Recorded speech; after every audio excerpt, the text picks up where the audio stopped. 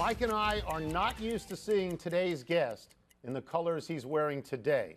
We welcome in Lamar Odom of the Dallas Mavericks. Let's start with this. That's odd.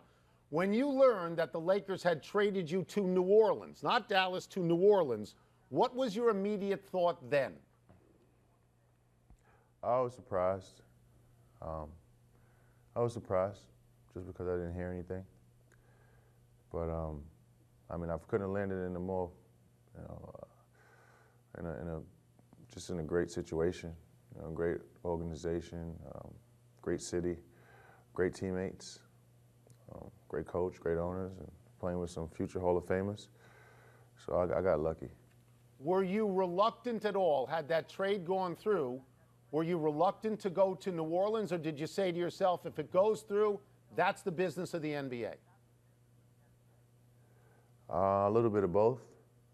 I think it's also the business of the NBA to, if you're able to reassess the situation and change it for the better of yourself, then it's exactly what you said. It's the business. I know that you love Los Angeles a lot. We've talked about this, and you wanted to be there pretty much forever. Was there any thought that you could just get over the slight, get over the hurt, and stay and play with the Lakers? I mean, not really. I think in the situation that I was in, they basically were telling me that it had to happen and it was going to happen. So if it did, then, for myself and my family, why not to Dallas? I just had to take control of the situation, and I couldn't have landed in a better place. Did they tell you they were going to trade you no matter what, that if the New Orleans thing fell through, no matter what, they would trade you someplace else? That's the feel that I got. I had to just feel out the situation, and that was the feel that I got. So I think it was going to happen no matter what, anywhere. I just think they wanted to maybe get off the contract, and so they let it be known, and I just made it happen. Well, we are happy that you are happy in Dallas, but Kobe Bryant is not happy. Kobe Bryant says that the Lakers gave you away. What have you said to Kobe Bryant? Well, I texted him the other day, and I just let him know how important, he is in my life. I told him that he was the best basketball big brother that anyone could possibly have. I've learned so much from him. But now that the things that I learned, I gotta try to implement them on this team and help this team win.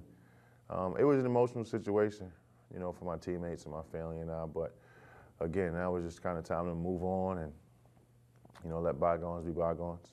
Well, let's go to that for a second. Let's fast forward to Dallas, where you are now. Last year in the playoffs, you got booted from a game for giving Dirk a little forearm. I know you guys have had a chance to get together.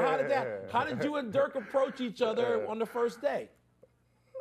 I know, it's crazy because after the first day of practice, I asked him, could he forgive me for that? I asked him, could he forgive me? He just started laughing. He knew exactly what I was talking about. But I think we'll put it to the side.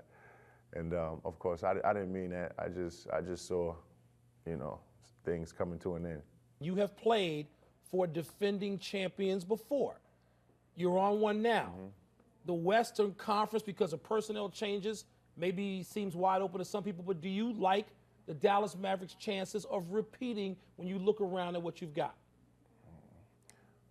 Especially with this season being 66 games, playing back-to-back-to-backs, our depth, should really help us. If there's one thing I can tell these guys, of course they know what it is to win a championship. The one thing that I know how to do is how to get back. Is that it's going to be harder, just to embrace it, to love it, kind of relish in it, stay in the moment, and hopefully we can do it again. Thank you so much for joining us, Thank you, Lamar. Lamar. Appreciate it. No problem. Thank you.